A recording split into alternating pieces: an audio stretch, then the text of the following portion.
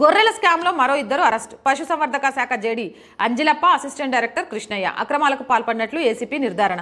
నకిలీ బిల్లులతో గొర్రెల కొనుగోలులో గోల్మాలు. అసలు ఈ గొర్రెల స్కామ్లో అందరు అధికారులేనా, నాయకులు ఎవరు లేరా? గప్పడి పశుసంవర్ధక శాఖ మంత్రికి ఎలాంటి సంబంధం లేదా? ఎంతసేపు ఈ చిన్న చిన్న ఎర్రలను చూపించుకుంటూ అబ్బా మేము పనిచేస్తున్నాం, మా ప్రభుత్వం మొత్తం అవినీతిని రూపుమాపడానికే ఉందని చెప్తారు. ఇంకో నేను ఒక హైలైట్ చెప్తా చూడండి. ఫస్ట్ కాళేశ్వరం అంటూ కల్వకుంట్ల చంద్రశేఖరరావుని పట్టుకుంటున్నాం అన్నారు.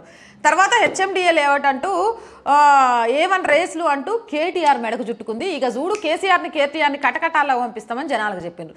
అయిపోగానే సంతోష్ రావుకు సంబంధించి టానిక్ గురించి చెప్పిండ్రు. ఇప్పుడు మళ్ళీ అదే కల్వకుంట్ల కుటుంబానికి సంబంధించి కనకారావు కాదు, పేరు కూడా తెలియదు, కన్నారావు భూ కబ్జా. ఎంతమంది అవినీతి పరులకు అడ్డాగా కల్వకుంట్ల కుటుంబం ఉన్నా కూడా రేవంత్ రెడ్డి ప్రభుత్వం 100 రోజుల నుంచి ఏం చేయలేకపోయింది. పూర్తి ఆధారాలు ఉన్న తర్వాత కూడా ఎందుకు? గొర్రెల స్కామ్కి సంబంధించి ఇప్పటి వరకు ఎంతమంది అరెస్ట్ జరిగింది, ఎంత అవినీతి జరిగింది, తలుసుకుంటే దీని వెనకున్న సూత్రధారి ఎవరు అన్నది తెలుసుకోవడం గింత కష్టమా? లేకపోతే కావాలనే లేటు జరుగుతున్నదా? ఈరోజు తెలంగాణలోని యువత ప్రజానికం ప్రశ్నించుకుంటున్న మాట, ఇంతమంది అవినీతి పరులు ఉన్నారని తెలిసి కూడా చిన్న చిన్న అధికారులతోనే ఎందుకు కాలయాపన చేస్తున్నారు?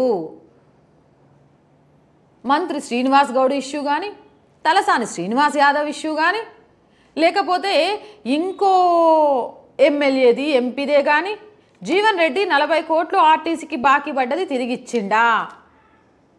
ఇలా అవినీతి చేసిన వాళ్ళ కింద ఉన్న చిన్న చితక అధికారులను అరెస్ట్ చేస్తూ కేసును లాక్కుంటూ పోతున్నారే తప్ప అసలు నాయకులకు శిక్ష ఎప్పుడు పడుతుంది అంటే దాన్ని వెనకుంటేనే అనుకో, లేనిది కూడా తీసుకెళ్ళి కూర్చోబెట్టమని చెప్పట్లే.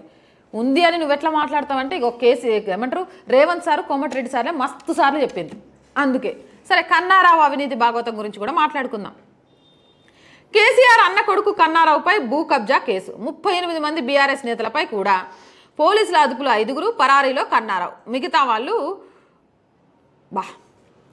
కేసీఆర్ సార్ ఏం కుటుంబం సార్, కూతురేమో సారాదందా, నీదేమో కాళేశ్వరం ఇష్యూ, కొడుకుదేమో 1 కాదు 2 కాదు గటు హెచ్ఎండిఏ వాటికి సంబంధించి, ఇంకోటేమో A1 రేస్కి సంబంధించి, ఇక పక్కన పెట్టుకున్న సడ్డకుడు బిడ్డ సంతోష్ రావేమో తాగుబోతూ టానిక్ తోటి, ఇప్పుడు అన్న కొడుకు కన్నారేమో పరారీలో కబ్జాలు చేసి, వారెవ్వా అవినీతి చేయడంలో మీకు మీరే పోటీ, మీకు ఎవ్వరు లేరు సాటి అన్నట్టుగా ఇక్కడ కనబడుతుందిగా.